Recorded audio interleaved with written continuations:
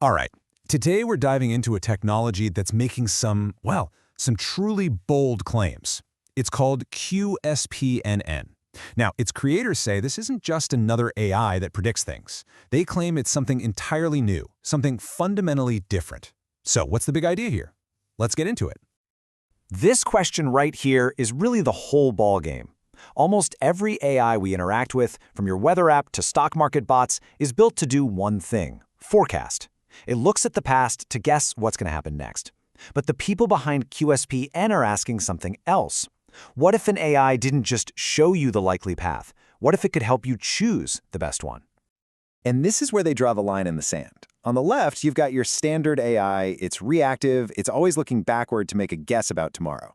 But the claim for QSPN over on the right is that it's proactive. The idea is that it doesn't just forecast an outcome, it actively navigates probability itself to steer things toward the outcome you want.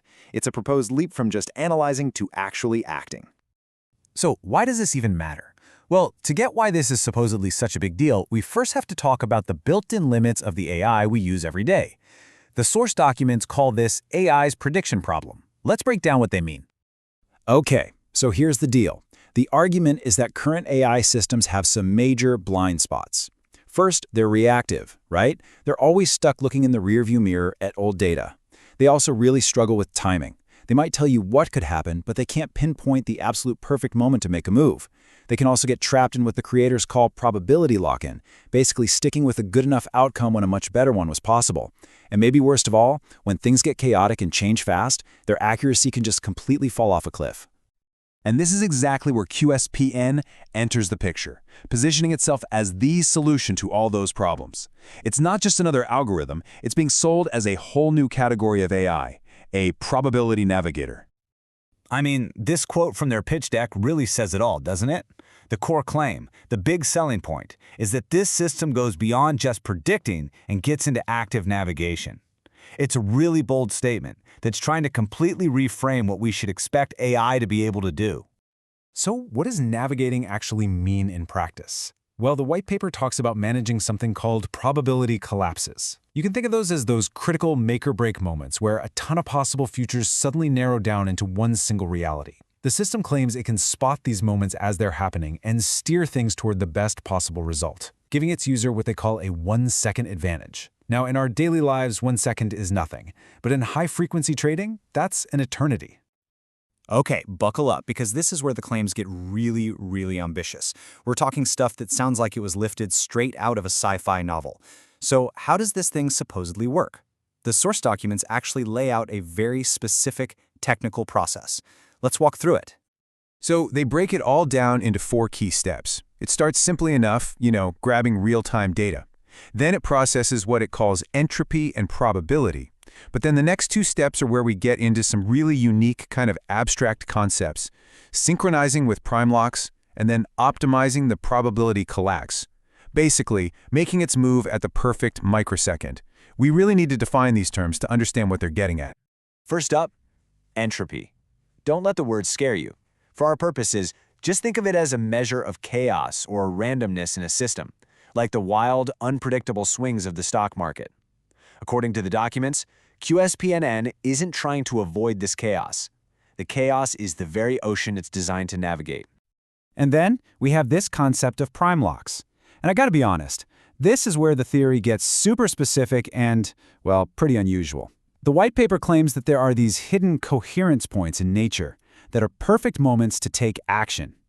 And it says they show up at very specific resonance frequencies, 121, 125, and 127. The whole idea is that the AI is constantly listening for these exact signals inside all the noise.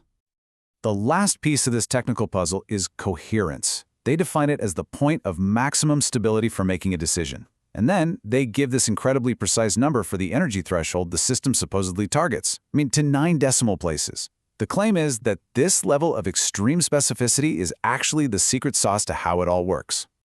Now, you might be thinking this all sounds a little out there, but they do try to connect this high-level theory to actual code. This slide shows a comment pulled directly from the system's supposed Python code. See how it mentions using dropout, which is a totally standard technique in machine learning for something it calls controlled entropy. This is presented as the bridge between those big, abstract ideas and the code that's actually running. So, you've got this incredibly ambitious technology with some pretty wild claims. What's the business plan? Well, as you can probably guess, they're not thinking small. They're targeting a massive, massive market opportunity. Let's shift gears and look at the numbers. And when I say massive, I mean, just look at this number, $1.3 trillion.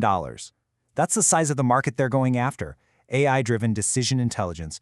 It just shows you the sheer scale of disruption they believe this technology is capable of. And they're not just aiming everywhere. They're targeting the biggest fish in the pond. Over $500 billion in financial AI. Think hedge funds and high-frequency trading. Another $300 billion in the super fast-growing quantum AI space. And a cool $250 billion in defense and national security. So how do they plan to actually capture a slice of that giant pie? Their strategy is pretty diverse. They're looking at everything from standard software subscriptions for big companies to direct integrations with hedge funds to landing huge government contracts for intelligence work and even building custom solutions for Fortune 500 clients. It's a game plan built for very rapid and very wide-scale growth. And so we end up right back where we started, with this one powerful question. The claim on the table is that QSPI isn't just a slightly better AI. It's a whole new kind of intelligence, one that shifts from passively predicting to actively steering probability. The documents we've gone through paint a very, very bold vision. So, is this the next evolution? Well, that's the trillion-dollar question, isn't it?